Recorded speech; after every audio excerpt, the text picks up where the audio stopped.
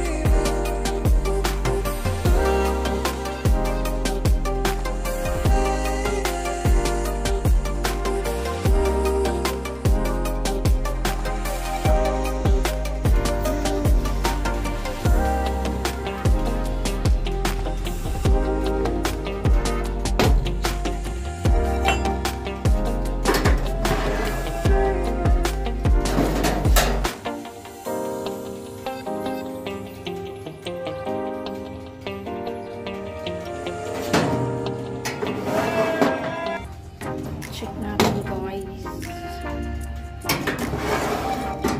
Sana luto na siya. Nakailang check na ako. Nakailang check na ako. Luto na siya guys. Look, wala na siya. Yay. Ayan. So, luto na yung ating dhokla. Let it cool for a while and then we will make the syrup, water syrup. Kami niyang tusok-tusok guys kasi tinetesting ko. Kasi nga first time natin gumawa, diba? So yeah, let's prepare the water. And now let's move on to our water syrup. So heat oil in a small pan and add the mustard seeds and saute for a minute until the mustard seeds splatter. Ayan. So halo-haluin lang natin ng konti para yun, ma-equal yung pagka-saute ng ating mustard seeds. And then, after nito, maglalagay na tayo ng green chili and the curry leaves. Ayan. So, yung green chili, guys, it's up to your choice. Kung gusto nyo mas madami or mas konti, or gusto nyo naka-slice, it's all up to you. And then, once na nagluto na yung ating green chili, you may add now the water. And I guess in this recipe, if you will do this recipe, I may suggest na parang i-times 2 nyo yung recipe na to. Kasi mas maganda kasi dahil sa dhokla na madaming water. Ginaya ko lang kasi yung video na nakita ko and I found out na yung 1/2 cup of water is very less siya kasi naa-absorb agad siya sa dhokla. So ito nag-season na ako ng 1/2 teaspoon of salt and the 2 tablespoon of sugar. Kasi dapat sa sauce ng dhokla, medyo manamis-namis siya. Ayan. And then, keep stirring until the salt and sugar dissolve.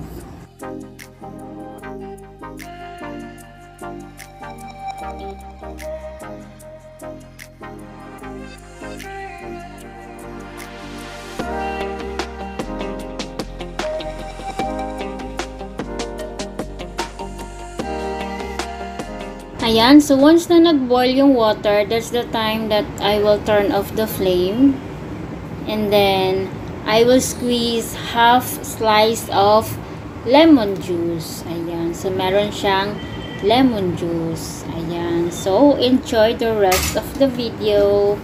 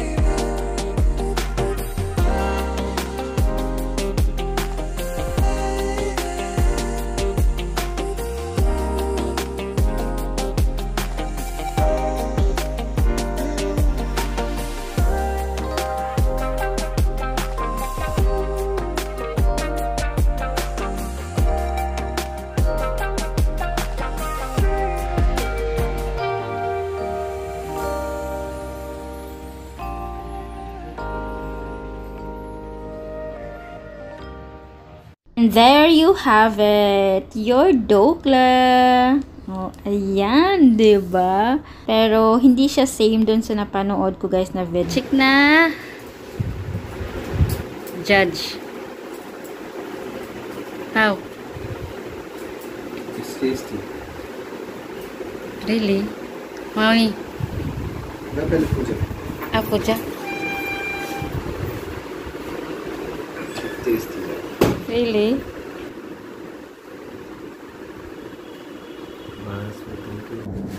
Ayan, so let's continue the vlog habang ako ay magpe-press kasi tomorrow is Monday na ulit and then may pasok na sila, so magpe-press na ako ng mga uniform while I'm gonna share with you the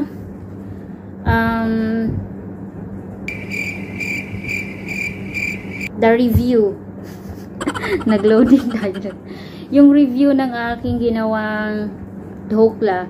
Kasi ang ginawa ko, 'di ba, in-oven ko siya and gusto kong i-try sa oven, mostly kasi ginagawa talaga nila steam. So, nung tinanong ko yung asawa ko about the review sa dhokla na ginawa ko, sabi niya, hindi siya masyadong spongy. I mean to say, yung ano ba, yung may nag-bubbly siya. Ganun, yung sabi niya, bubbly daw. Hindi siya masyadong bubbly. And I think it's because of the ino na nilagay ko. Kasi hindi siya bagong bili na ino. So, hindi siya masyadong nag-volume. And, in-oven ko siya. So, hindi ako mahilig dun sa dokla. Kaya lang medyo na-curious ako dun sa recipe. Kaya tinry ko siya.